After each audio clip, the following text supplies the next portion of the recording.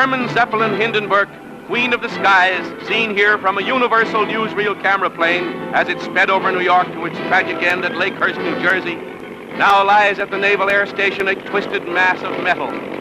Shortly after these pictures were taken, showing the great Skyliner saluting the millions watching it from below on its first trip of the season, the huge craft exploded while docking and blazed to a fiery end, taking the lives of almost half its 99 passengers and crew.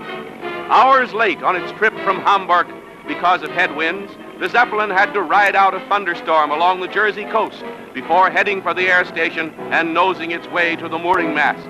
The wind is bad and the docking is a ticklish one, but it's all a thrill for the crowd of happy passengers eager to land after their transoceanic trip.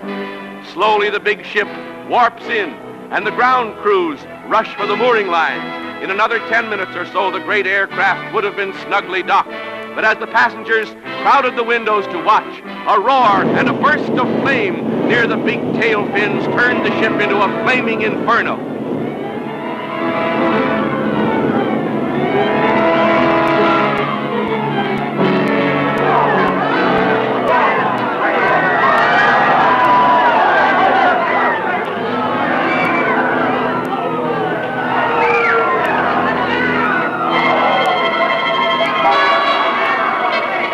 Passengers and crew, the fortunate among them, fell or jumped and were dragged to safety before the fiery furnace took their lives.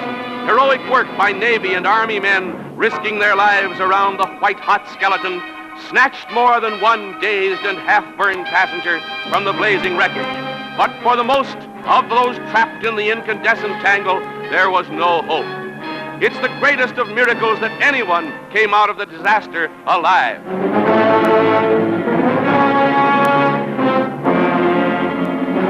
7 million cubic feet of inflammable hydrogen gas blazed up in less than a minute. The hundreds of tons of fuel oil burns for an hour or more, with its dense black smoke making a pall over the tragic scene.